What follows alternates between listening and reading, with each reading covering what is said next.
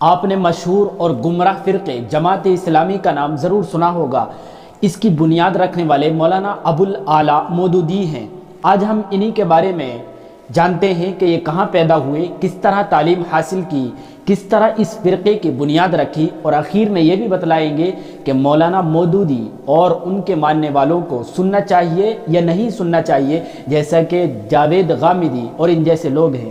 سب سے پہلے تو یہ یاد رکھیں کہ خاندان مودودیہ کی وہ شاخ جس سے مولانا سید ابوالعلا مودودی کا تعلق ہے، وہ 15ویں صدی عیسوی میں افغانستان سے بلوچستان آئے، پھر کئی پشتوں تک وہیں رہنے کے بعد انڈیا آ گئے۔ اسی شاخ سے جو انڈیا آئے تھے ان کا نام شاہ ابوالعلا جعفر مودودی تھا۔ ابوالعلا مودودی کے نام میں ابوالعلا انہی کے نام کی طرف جاتا ہے۔ ابوالعلا جعفر کرنال کے قریب قصبہ براس میں رہے، اس کے بعد وہاں سے یہ خاندان میرٹھ کچھ سال رہنے کے بعد دہلی آ گیا۔ مولانا ابوالعلا مودودی کے والد سید احمد حسن دہلی میں پیدا ہوئے، جو سر سید احمد خان کے بھانجے تھے۔ پھر سید احمد حسن کے 4 بیٹے ابوالقاسم، ابو محمد، ابوالخیر، ابوالعلا ہوتے ہیں۔ ابوالعلا مودودی 25 سپٹمبر 1903 عیسوی کو اورنگ آباد، حیدرآباد، دکن، موجودہ مہاراشٹر، انڈیا میں پیدا ہوئے۔ مذہبی خاندان ہونے کی وجہ سے شروع سے ہی دینی تعلیم کا ماحول ملا، تو 9 سال کی عمر میں ہی قرآن کریم کی کچھ صورتیں یاد کر لی تھی۔ صرف، نحو، عربی، فارسی، فقہ، حدیث اور اردو کی شروع کی تعلیم اپنے والد سے ہی حاصل کی۔ 9 سال کی عمر میں مدرسہ فوقانیہ اورنگ آباد میں یعنی رشیدیہ میں 8ویں کلاس میں ایڈمیشن لیا، اور 11 سال کی عمر میں یعنی 1914 عیسوی میں ہائی اسکول پاس کیا۔ اس کے بعد مزید تعلیم حاصل کرنے کے لیے آپ کو دارالعلوم حیدرآباد بھیج دیا گیا، مگر کچھ ہی دن کے بعد 1915 عیسوی میں بھوپال اپنے بڑے بھائی ابو محمد کے پاس چلے گئے۔ یہاں رہ کر دینی تعلیم کے ساتھ ساتھ سائنس، انگریزی زبان کو خود سے ہی پڑھنا شروع کیا۔ ان کو اپنے آپ سے بہت زیادہ پڑھنے کا شوق تھا، اسی وجہ سے صحافت کی دنیا میں یہ چلے گئے، جس کے بعد اس زمانے کے الگ الگ زمانوں کے 4 اخباروں سے جڑے، جن میں سہروزہ اخبار مدینہ بجنور، روزنامہ اخبار تاج جبل پور، ہفت روز اخبار مسلم دہلی اور سہ روزہ اخبار الجمیت دہلی جیسے اخبار ہیں۔ ان میں الجمیت ہی وہ اخبار ہے جو مولانا مودودی کی شہرت کا ذریعہ بنتا ہے۔ مسلم اور الجمیت دونوں جمعیت علماء ہند کے ترجمان اخبار تھے۔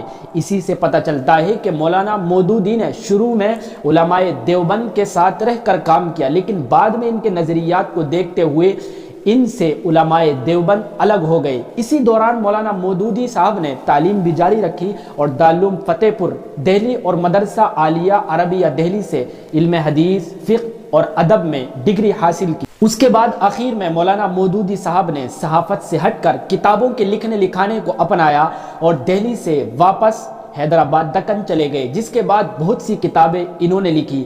اسی دوران طالب کے تخلص کے ساتھ انہوں نے شعر و شاعری بھی کی۔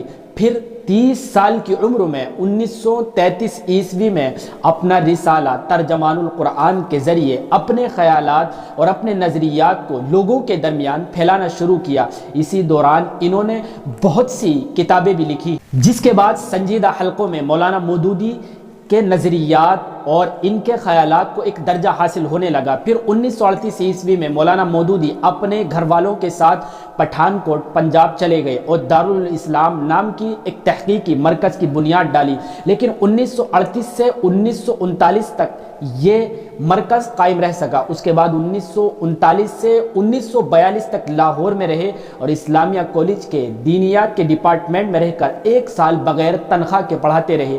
پھر مولانا مودودی کے خیالات نے جب اپنی جگہ مضبوط پکڑ لی اور اپنی جگہ بنا لی، تو اس کے بعد انہوں نے 25 یا 26 اگست 1941 عیسوی کو ایک اجتماع کے اندر جماعت اسلامی نام سے ایک فرقے کی بنیاد ڈالی۔ مولانا مودودی جماعت اسلامی کے قافلے کے ساتھ اگست کے آخر 1947 تک لاہور میں رہے۔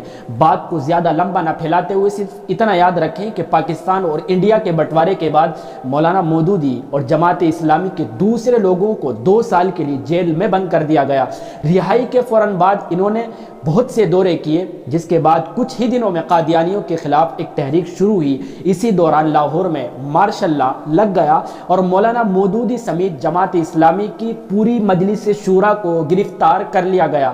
قادیانی مسئلے کی جرم میں یعنی پاداش میں مولانا مودودی صاحب کو سزائے موت سنا دی گئی، لیکن نیشنل اور انٹرنیشنل سطح پر مخالفت کے بعد سزا عمر قید میں، یہ سزا جو سنائی گئی تھی اس کو عمر قید میں بدل دیا گیا۔ 1953 سے 1955 تک گرفتار رہے، رہا ہوئے، لیکن پھر 1957 میں 1962 تک کے لیے جماعت اسلامی پر پاکستان کے اندر پابندی لگا دی گئی، لیکن دوبارہ 1964 میں جماعت اسلامیہ سے ہٹی، لیکن پھر دوبارہ ان پر پابندی لگا دی گئی اور مولانا مودودی سمیت 10 مہینے تک لوگوں کو جیل میں بند رکھا۔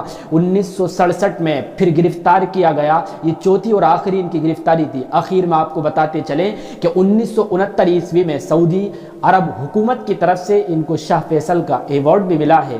جون 1972 کو بیماری کے چلتے جماعت اسلامی کی ذمہ داری سے مولانا مودودی نے معذرت کر لی اور میاں طفیل محمد کو جماعت اسلامی پاکستان کا امیر بنا دیا گیا۔ مئی 1979 عیسوی میں علاج کے لیے امریکہ گئے، لیکن 22 سپٹمبر 1979 عیسوی کو امریکہ میں ہی انتقال ہو گیا۔ امریکہ سے پاکستان میت لائی گئی۔ آخر میں ان کی نماز جنازہ لاہور کے قذافی اسٹیڈیم میں 26 سپٹمبر کو ادا کی گئی۔ علامہ یوسف القرضاوی صاحب نے ان کی نماز پڑھائی۔